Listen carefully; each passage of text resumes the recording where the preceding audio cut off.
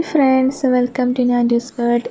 ഇന്ന് ഞാൻ വന്നിട്ടുള്ളത് ഒരു ബീഫ് റെസിപ്പിയുമായിട്ടാണ് കേട്ടോ. നെയ്ച്ചോറിൻ്റെ കൂടെയൊക്കെ ഉണ്ടാക്കാൻ പറ്റുന്ന ഒരടിപൊളി ടേസ്റ്റി ആയിട്ടുള്ള ബീഫ് കുറുമയാണ്. അപ്പോൾ എങ്ങനെ ഉണ്ടാക്കുന്നത് നോക്കിയാലോ. അതിനു മുമ്പ് എൻ്റെ ചാനൽ ആദ്യമായിട്ട് കാണുന്നവരുണ്ടെങ്കിൽ ഒന്ന് സബ്സ്ക്രൈബ് ചെയ്യാൻ മറക്കരുത്. 2 കിലോ ബീഫ് എടുത്തിട്ടുണ്ട്.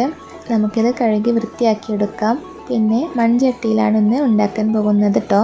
വീട്ടിലധികവും ബീഫെല്ലാം വാങ്ങുമ്പോൾ അധികം മൺചട്ടിയാണ് ഉപയോഗിക്കാറ്.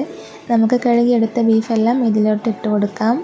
ഇനി അതിലേക്ക് 1 ടേബിൾ സ്പൂൺ മഞ്ഞൾപ്പൊടിയും 2 ടേബിൾ സ്പൂൺ മുളക് പൊടിയും ആവശ്യത്തിനുള്ള ഉപ്പും ചേർത്ത് കൈവച്ച് നന്നായി ഒന്ന് തിരുമ്മിയെടുക്കാം. മസാലകളെല്ലാം ബീഫിലോട്ട് പിടിച്ച് കിട്ടട്ടെ. ഇനി അതിലേക്ക് ആവശ്യത്തിന് വെള്ളം ഒഴിച്ച് കൊടുക്കാം. ബീഫ് എത്രയാണോ അതിന് മുകളിൽ വെള്ളം വരുന്ന രൂപത്തിലായിരിക്കണം ഒഴിച്ച് കൊടുക്കേണ്ടത്.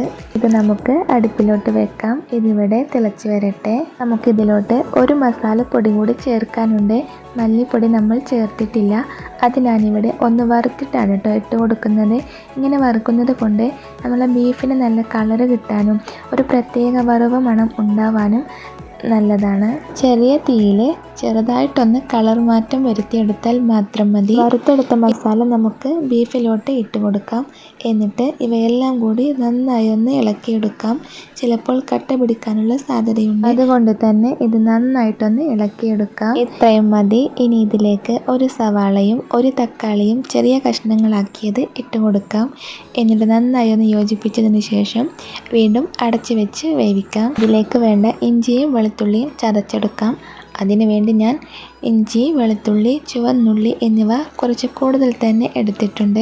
ഇവയെല്ലാം കൂടി ഒന്ന് ചതച്ചെടുക്കാം. കൂടെ തന്നെ 1 ടേബിൾ സ്പൂൺ വലിയ ജീരകവും ഇട്ട് നന്നായിട്ടൊന്ന് ചതച്ചെടുക്കാം കേട്ടോ. അധികം അരഞ്ഞു പോവേണ്ട ആവശ്യമില്ല, ചതച്ചെടുത്താൽ മാത്രം മതി.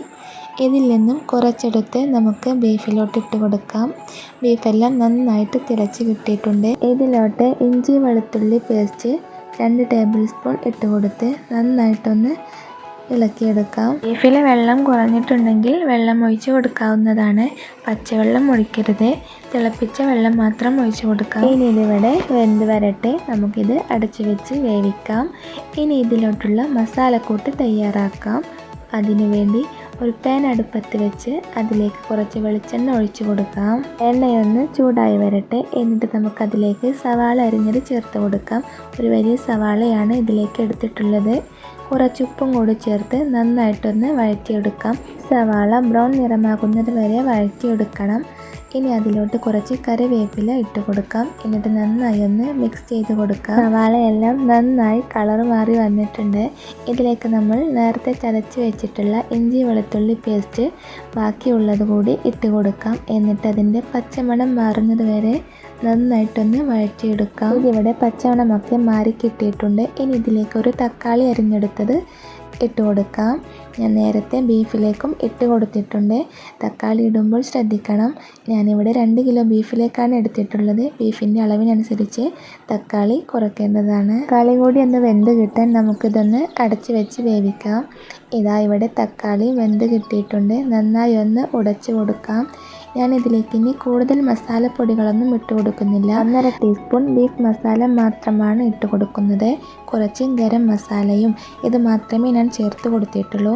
ഇനി നമുക്ക് ബീഫ് ഒന്ന് നോക്കാം. ബീഫെല്ലാം നന്നായിട്ട് വെന്ത് കിട്ടിയിട്ടുണ്ട്. ഇതിലേക്ക് നമുക്ക് ഉണ്ടാക്കി വെച്ച മസാലക്കൂട്ട് ഇട്ട് കൊടുക്കാം. എന്നിട്ട് നന്നായി ഒന്ന് ഇളക്കിയെടുക്കാം.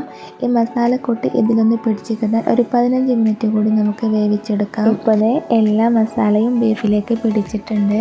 അതിലേക്ക് കുറച്ച് മല്ലിയില അരിഞ്ഞത് കൂടി ഇട്ട് കൊടുക്കാം. ചെറിയൊരു ഗ്രേവിയിൽ വളരെ പെർഫെക്റ്റ് ആയിട്ട് തന്നെ നമുക്ക് ബീഫ് കുറുമ റെഡിയായി കിട്ടിയിട്ടുണ്ട്. നെയ്ച്ചോറിൻ്റെ കൂടെയൊക്കെ ഇത് അടിപൊളി ടേസ്റ്റാണ് കേട്ടോ. എല്ലാവരും ഒന്ന് ട്രൈ ചെയ്ത് നോക്കണം. അപ്പോൾ വീണ്ടും ഒരു റെസിപ്പിയുമായി വരുന്നത് വരെ എല്ലാവർക്കും ബൈ.